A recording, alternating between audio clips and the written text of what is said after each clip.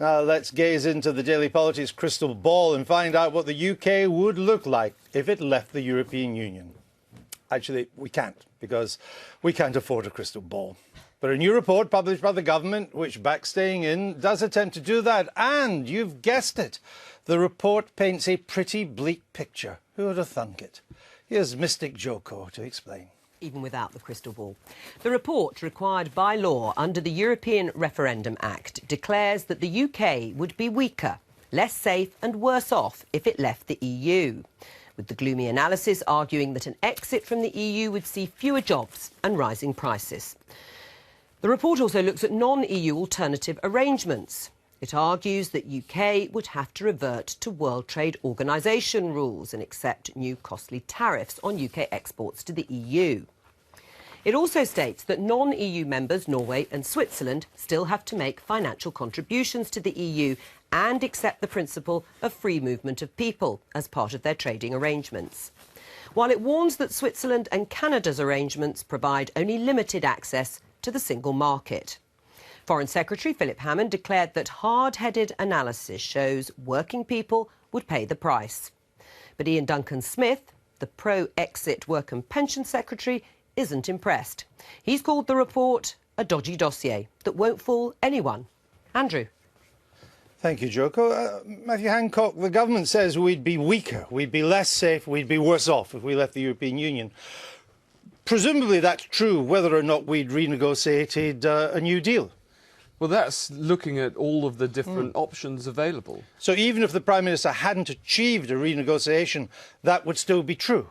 Well, the good thing is that we did achieve a good But if he hadn't, that would still be true? Well, that's hypothetical. The point is that we did get a good renegotiation, and the fact that we get better competitiveness and an ever closer union ending, which to me is really important.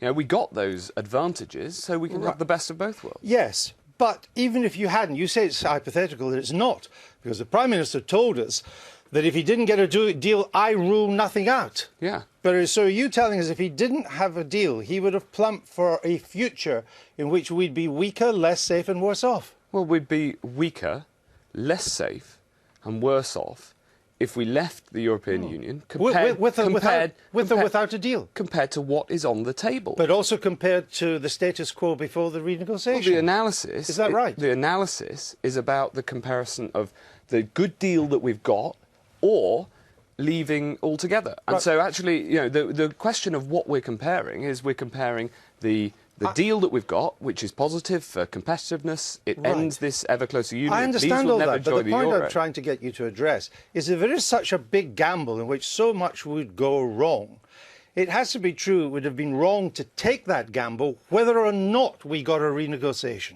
No, because we'd committed in the manifesto to have a referendum. Right. I think everybody's pleased that we're having the referendum. Really? Including the Prime Minister? Well, yes, because he committed to having it in the manifesto, and now we're delivering. But why have a referendum? I mean, if it's such a risk... Why have a referendum? Yeah, I'll tell you why. Well, no, let me ask you, because you're saying it would be weaker, less safe, worse off, sterling would plummet, uncertainty, tariff barriers, all of that, Sodom and Gomorrah.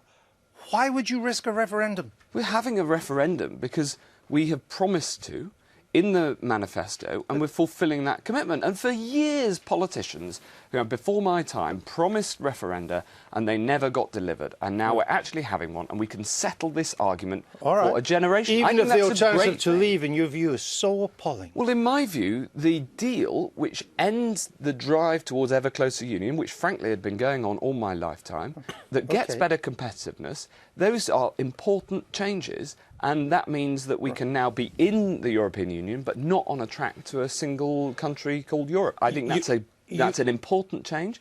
And then on the economics of it, which for me is paramount, and that's what brought me into politics in the first place, the economic security, ultimately.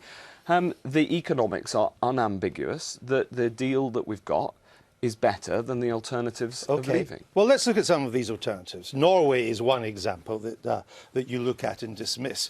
You say that 75% of EU law has to be adopted by Norway, is adopted. What's that figure based on? Well, that's based on this Foreign Office analysis. Yeah, but what's that figure based on? Well, it's based on what happens in Norway. Really? Or what's the source? Well, the Foreign Office have analysed the situation that happens in Norway, happens in Switzerland, in Canada, and looked at the WTO? Well, I've looked at the figures. I looked at the EFTA Secretariat, which compiles these figures, and the EU doesn't in any way dispute them. Between 2000 and 2013, there were 52,183 legal instruments issued by the EU. Norway adopted 4,724. That's 9%.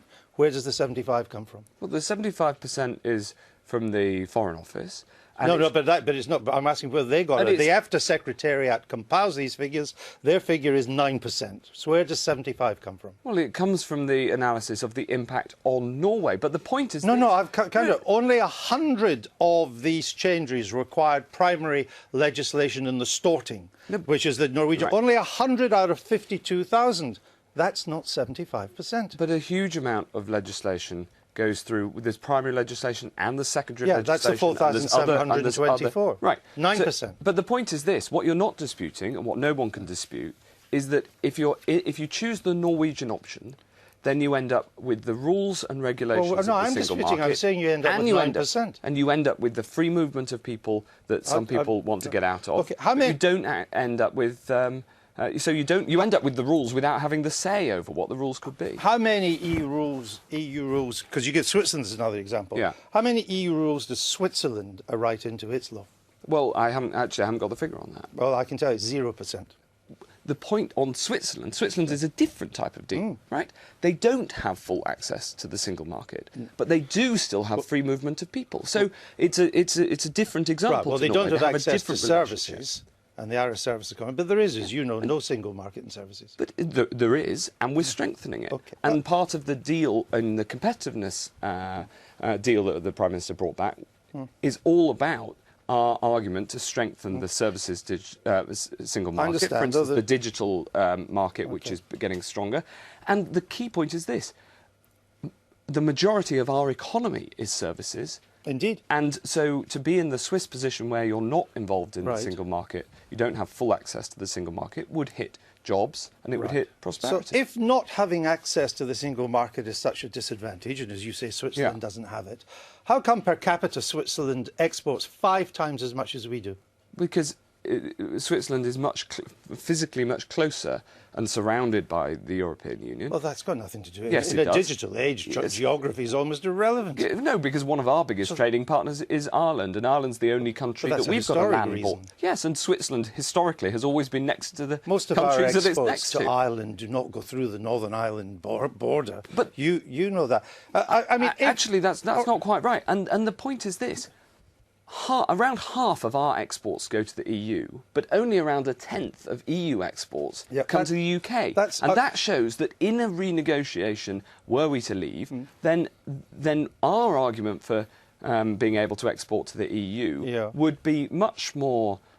we would need that much more than they would need the 10% from us. If not having full access to the single market, again, is such a disadvantage, and I've pointed out Switzerland exports 5 times as much as we do, but if it's a disadvantage, why has America, Canada and Australia increased their exports to the European Union in the past 20 years far more quickly than we have? Well, obviously, having increased trade across the world, because we started with a high position because Europe is next door to us. Increased trade around the world has happened right across the world. There's increased trade between the US and China as well. Why have they done better than us, since we're inside and they're not? Why is it such an advantage? But they haven't done better than us in absolute terms, but they are trading more with the world. That's my point. They're trading more with China as well, the Americans. But it comes back to this. All of these options have big downsides in terms of access to the single market, or you have to abide by the rules anyway. And what we don't know, and what kind of underpins this discussion of all the different options, we don't know what leaving would look like. We don't know what the option is that anybody who wants to leave is putting forward. You also talk that Europe would impose tariffs on us. Of course, if they did that, we would impose tariffs on Europe. But why do you assume that that would happen at all, when from Iceland in the North Atlantic to Turkey in Asia Minor, whether you're a member of the EU or not, there are no tariffs? Why would the Europeans pick on us? Well, that's not accurate. If you look at the trade deal that is being done with Canada... No, I said from Iceland and the North Atlantic. Okay. I'm talking at the outermost stretches of our continent, from Iceland all the way through to Turkey. There are no tariffs, whether you're in the EU or out, so for goods. So why would the Europeans pick on us? Why? Because the only one that has them, and it's not in that line, is Belarus. Why would the Europeans position us with Belarus, which is what your paper assumes?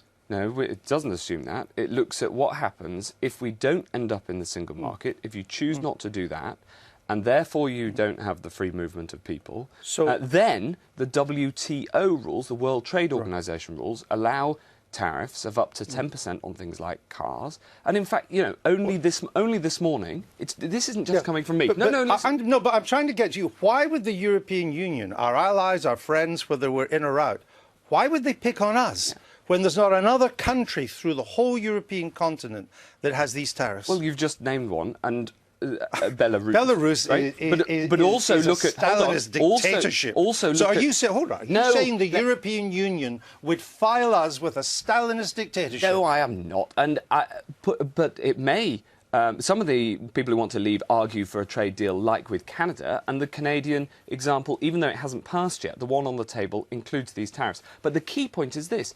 You don't just have to take it from me, from the Foreign Office, from the Foreign Secretary. Listen this morning to the Justice Minister who wants to leave. He argued that, yes, tariffs in things like services and agriculture may go up slightly. Now, so you don't have to only take it from me, but what I want from people who want to leave is an explanation of what things would look like, because I care deeply about the jobs and livelihoods of British people. Ultimately, that's what's made me decide to remain. To vote to remain, because I care about the future stability and security of the economy. All right. And we just don't know what things would look like if we left. Okay.